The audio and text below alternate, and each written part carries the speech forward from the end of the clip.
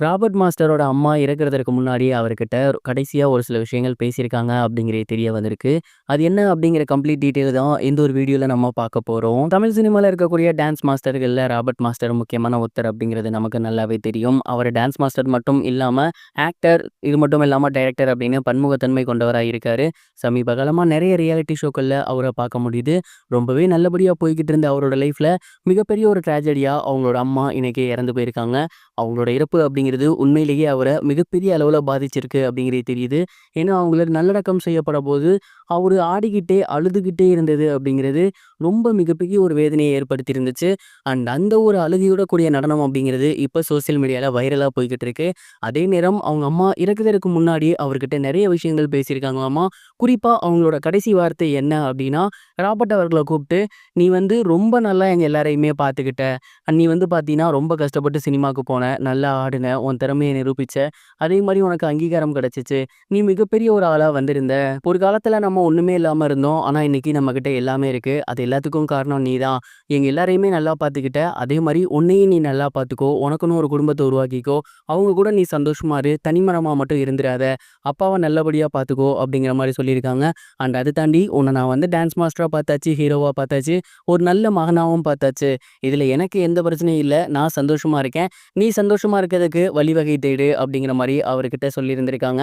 அது மட்டும் இல்லாமல் நிறைய பேர்த்துக்கு இலவசமாக டான்ஸ் சொல்லித்தா, ஏன்னா நம்ம இந்த ஒரு தொழில் இருந்ததுனால தான் அவ்வளோ தூரம் வந்திருக்கோம், இதே மாதிரி நிறைய பேரை நீ உருவாக்கி விட்ட அப்படின்னா அவங்களோட குடும்பமும் நல்லபடியாக வந்துடும், ஸோ இதை நீ மனசில் வச்சுக்கோ அப்படிங்கிற மாதிரி சொல்லியிருந்திருக்காங்க. அண்ட் அவங்க நல்லபடியாக இருக்கும்போது இந்த விஷயத்த ராபர்ட் மாஸ்டர்கிட்ட சொல்லியிருக்காங்க. ஆனால் அதுதான் அவங்களோட கடைசி வார்த்தை அப்படிங்கிறது அதுக்கப்புறம் தெரிய வந்திருக்கு. இந்த ஒரு விஷயம் இப்போ சோசியல் மீடியாவில் பயங்கர வைரலாக போய்கிட்டு இருக்கு. இதை பார்த்துட்டு நிறைய பேர் நிறைய விஷயமான கருத்துக்களை பதிவு பண்ணி வந்துட்டு இருக்காங்க. நீங்க இதை பத்தி என்ன நினைக்கிறீங்க? மறக்காம கமெண்ட் பாக்ஸ்ல ஷேர் பண்ணுங்க. இது ஒரு புறம் இருக்க, கேபிஐ பாலா அவர்கள் ரீசெண்டா நடிகர் அபிநய்க்கு 1,00,000 ரூபாய் காசோலை கொடுத்து ஹெல்ப் பண்ணியிருக்காரு அப்படிங்கிறத அவரோட சோசியல் மீடியா பேஜ்ல வீடியோவா போட்டிருக்காரு. செல்வராகவன் அவர்களோட இயக்கத்துல தனுஷ் அவர்களோட நடிப்புல தில்லுவதோ இளமை படம் ரிலீஸ் ஆகி இருந்துச்சு. இந்த ஒரு படம் அப்படிங்கிறது ரசிகர்கள் மத்தியில மிகப்பெரிய வரவேற்பு பெறல.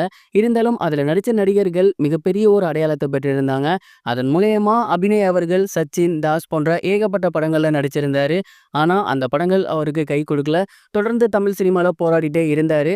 ஒரு கட்டத்துல அவருக்கு பாத்தீங்கன்னா சமீபத்துல உடல்நலக்குறைவு ஏற்பட்டிருக்கு. அதுவும் கல்லீரல்ல உடல்நலக்குறைவு ஏற்பட்டிருக்கு. அதுக்கு சிகிச்சைக்கு 32 லட்சம் வேணும் அப்படின்னு வீடியோ ஒன்று வெளியிட்டிருந்தாரு. அந்த வீடியோவை பார்த்ததுக்கு அப்புறம் கேபிஐ பாலா நேரடியாக அவரோட வீட்டுக்கு சென்று 1,00,000 ரூபாய் நிதியுதவி பண்ணியிருக்காரு. மேலும் அவருக்கு தேவையான நிறைய பொருட்களை வாங்கி கொடுத்துருக்காரு அப்படிங்கிறது தெரிய வந்திருக்கு. கேபிஐ பாலா தொடர்ந்து இந்த மாதிரி நலிவடைஞ்ச கலைஞர்களுக்கு நிறைய ஹெல்ப் பண்றாரு. இதே மாதிரி தொடர்ந்து பண்ணா ரொம்பவே நல்லா இருக்கும். இது வரைக்கும் கனெக்டிங் டிவிக்கு சப்ஸ்கிரைப் பண்ணனா மறக்காம சப்ஸ்கிரைப் பண்ணிக்கங்க. உடனடி அப்டேட்ஸ் பெறுவதற்கு நோட்டிஃபிகேஷன் பெல்லையும் கிளிக் பண்ணிக்கங்க.